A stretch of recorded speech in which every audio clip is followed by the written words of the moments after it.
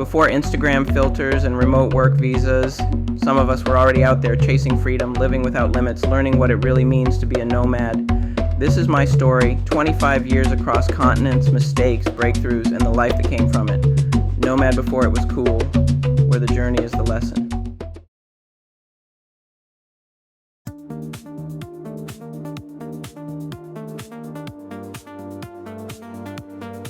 I had never imagined that I would end up in France.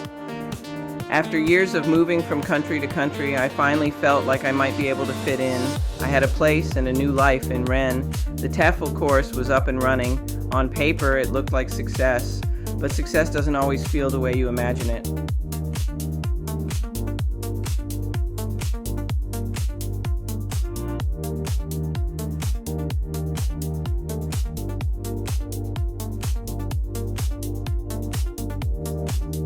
We had our first group of trainees, teachers in the making. They came from all over, Australia, the UK, Canada, and even a few locals.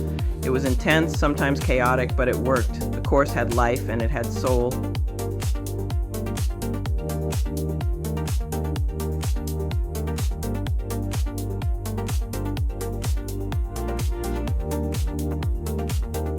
Outside the classroom, I started to build a life here. I picked up a little French, enough to order coffee, to joke with the baker, to stumble through conversations with neighbors. I had my regular cafe, the same table near the window. People started to know me, not as the foreigner starting a course, but just as Gil. I made friends, real ones.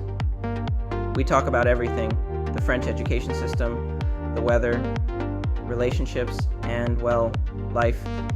It felt good to belong somewhere.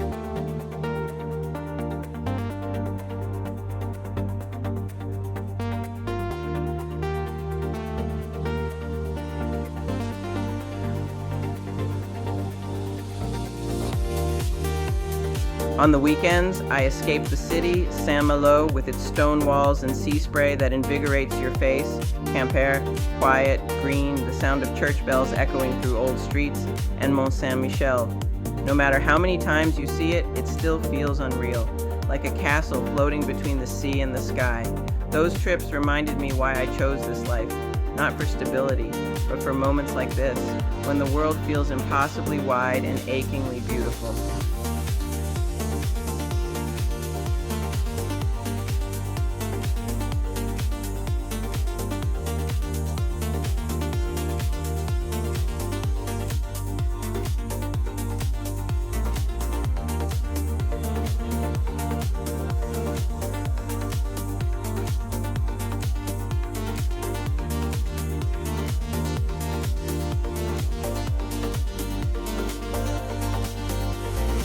But every Monday on my return, reality was waiting. The pressure of running a course, the scheduling, the grading, the endless details, it all piled up. Not everyone handles stress the same way. Iris began to crack under it. It started with little things, disagreements, tension in staff meetings, raised voices. I tried to keep the peace, hoping it would settle, but under a thin layer of composure was a brewing rage waiting to boil over.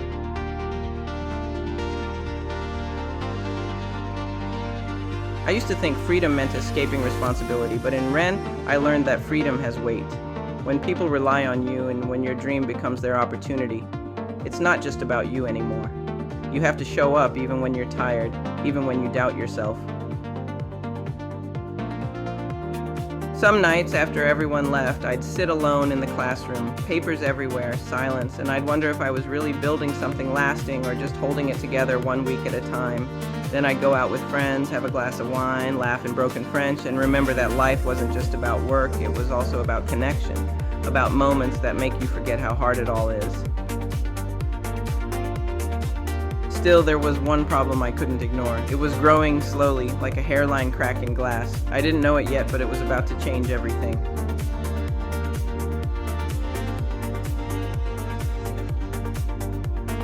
When the first group finished, it felt like a victory. We'd done it. We had trained new teachers and the course was alive. But deep down, I knew the time bomb was ticking. We were approaching the breaking point.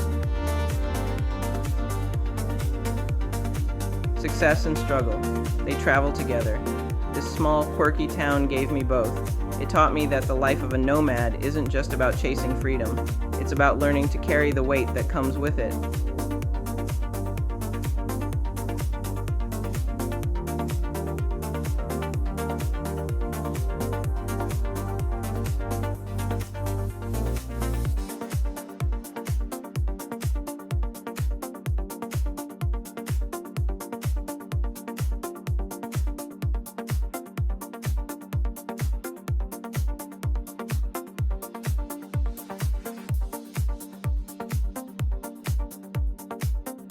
The journey doesn't end here. Episode 10 reveals the turning point that changes the game. Don't miss it. Subscribe and keep wandering with me. My journey led me to help others build theirs.